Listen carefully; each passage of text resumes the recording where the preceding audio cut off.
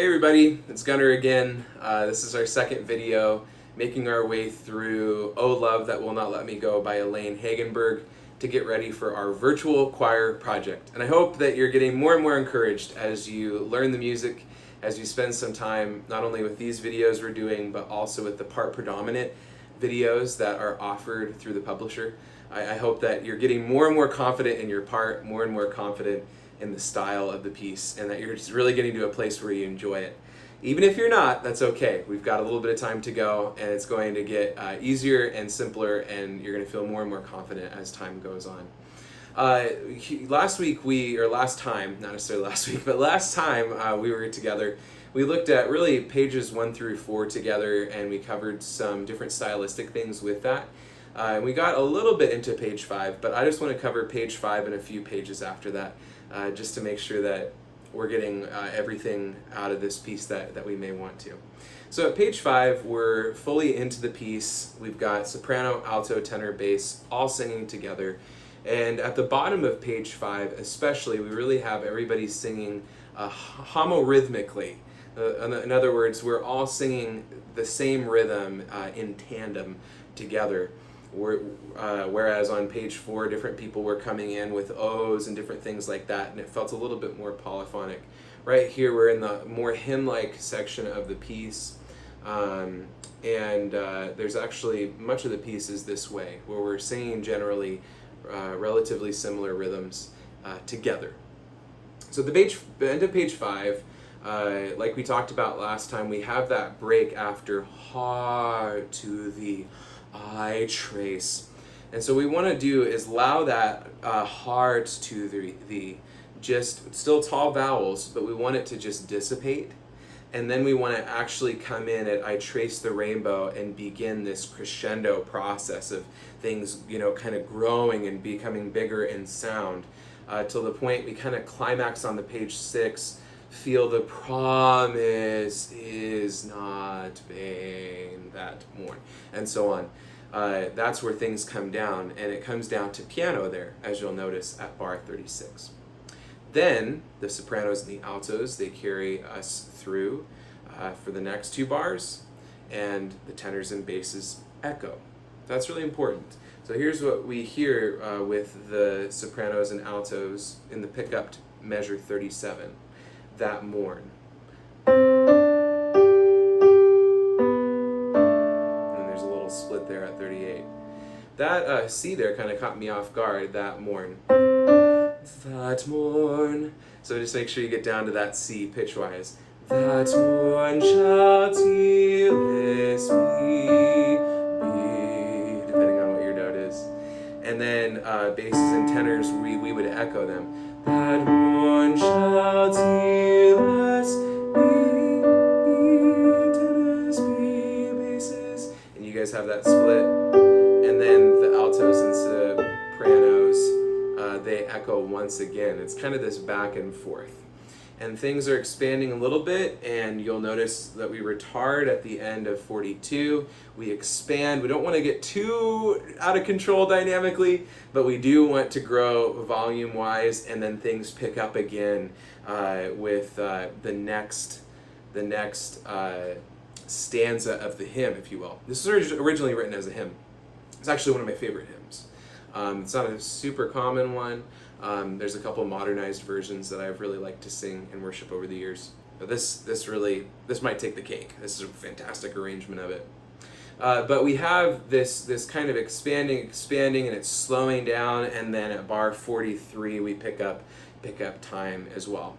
If you're wondering about the kind of the ebb and flow of this tempo-wise, really pay attention and listen again and again while watching the conductor on one of your practice videos. That conductor is Craig Courtney, super popular anthem writer, anthem composer for churches.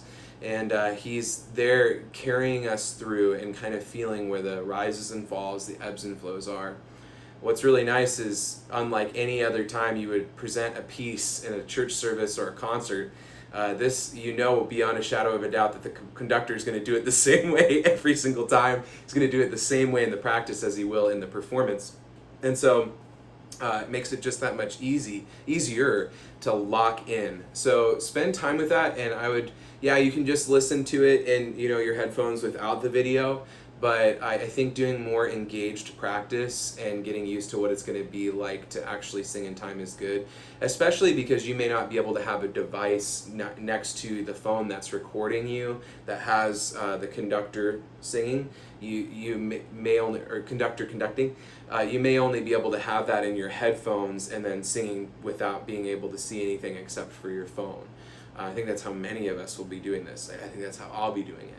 So what that means is we need to not be as used to the conductor and leaning on the visual cues, but really have those visual cues memorized and have the audio flow of it really ingrained in us in our practice. So that would be one recommendation as you're making your way through this, is to really get used to those rises and falls in the tempo, the changes in tempo, because it really is quite a rubato piece. It's more, you know, he takes a lot of liberties, and there's a lot of retardandos and then resuming odd tempos, and who knows if the odd tempo is going to be the same as the previous one. These sorts of things that we want to pay attention to. So, yeah, we get to page 7. Again, one thing you'll notice, sopranos and altos, at the very top of page 7, you do mourn, shall, 2, 3, 4, 1, and 2, and 3, and 4, and we carry in. And then it actually looks even that, I missed this, but the soprano 2s, and actually you probably all could pop up at that B on bar 42. So it actually would be like this: 1, 2, 3, 4, and you sing that higher note, and then soprano 1s take over and they go, right? Safely, and lots of air, and just letting it, the whole kind of singing that soprano 1s right here. You should just kind of feel it coming out of your head in terms of the placement of that sound, that tone. But just let that kind of soar and carry us into love at bar 43. And you're going to kind of do more of that descant.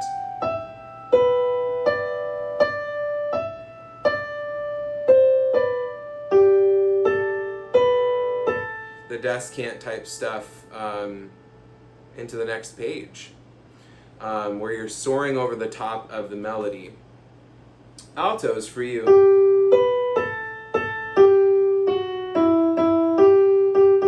Typical alto line. It's kind of, you know, it's hard to pinpoint.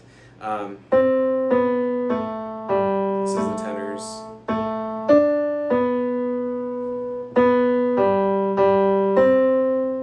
And the altos. And so on. We end on that.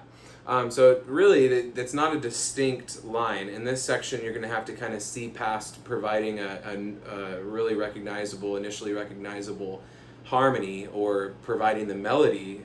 Even sopranos, you're going to be mindful of that, because typically you will carry the melody. You're going to want to be mindful that these are some indistinct harmonies, some things that you'll really want to lock in on these pages. Maybe spending a little bit more careful attention on this section for pitches. I think the basses might be the ones that get to carry the melody.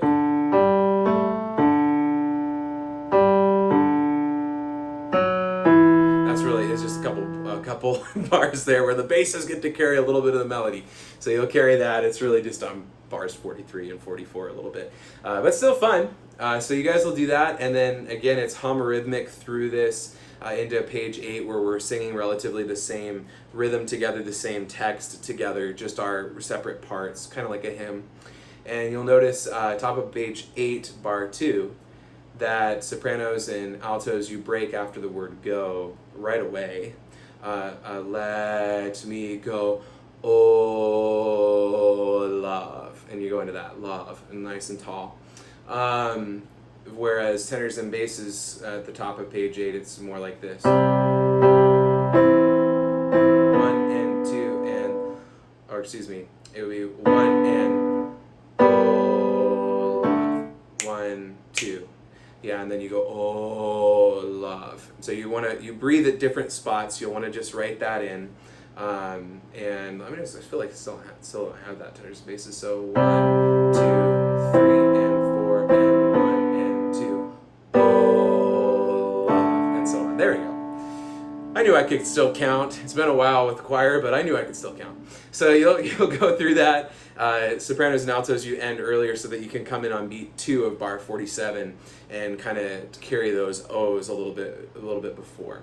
And then I rest my weary soul in thee. I'm guessing after the word soul that would be a good place for one of those separations. Remember we talked about the 3 different ways that you kind of close out a phrase. There's the cutoff, there's the carryover, and then there's the separation where it's just a light lift on the note to make room for the next one. And I think that would maybe be a wise place to do it. You'll have to listen to your recording and follow suit so that we're all doing the same thing. But rest my weary soul in thee. So that we can make room for in. We lift off of soul a little bit before. So nice and tall. It's just getting a little bit quieter before in. And then we hold thee. Thee, make sure that's nice and tall and that you keep the note alive. Thee.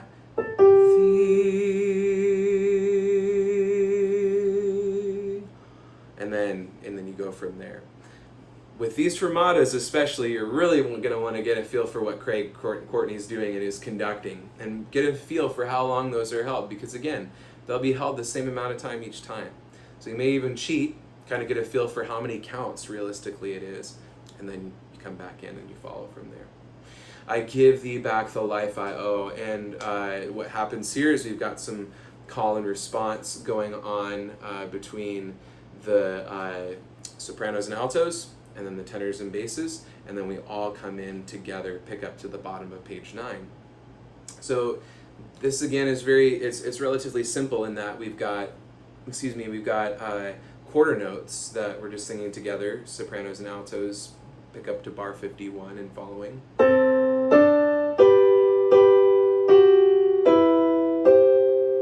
then the guys come in.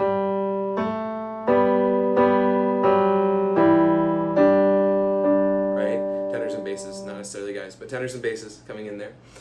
You'll notice there's a little bit of dissonance in some of those where we've got these half steps, right? For the sopranos and altos. And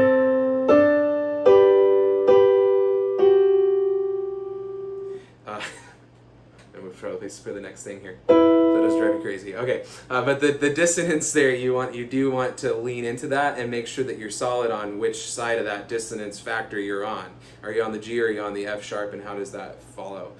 Really, I would just start by learning your part as if it's its own individual thing, and then practice it with the recording without the part predominant necessarily. Just make sure that you feel real solid on that and that you can feel how it comes together, because it's really beautiful. But for altos in that instance, I give thee back the life.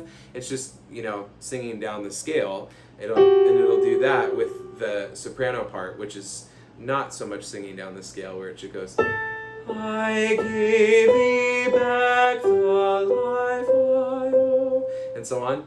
But that's just the melody sopranos. So if the sopranos sing their melody and the altos they sing, I almost felt like an Obama impression. If they sing the melody, but if you sing the melody sopranos and the altos sing your part that you get increasingly familiar with, just singing down the scale, the dissonance isn't so overwhelming. I guess it's the same thing with tenors and basses. Let's see.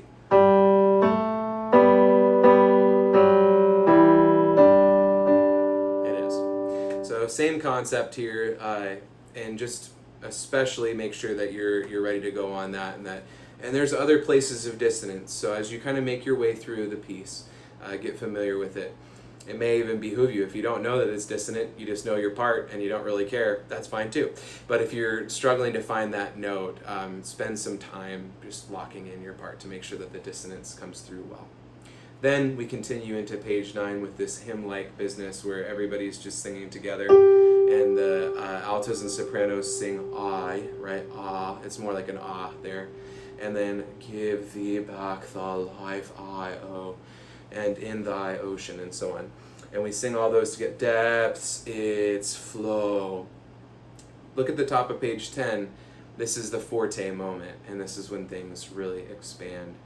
So you'll really want to have those notes solid and be able to just sing them with a confidence and a groundedness, lots of strength behind your tone. You don't want to oversing, but you want it to come through even on the video that your heart's in it, and make sure that as you sing that it doesn't come across as, kind of petering out.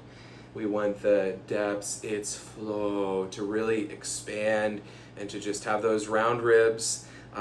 Make sure your feet are firmly planted and you sing the word flow, and just hang on to that O vowel. Not necessarily hang on, keep the O vowel moving and that sound strong through, and then release it with a breath. Release it with a breath, just breathing in on that O vowel.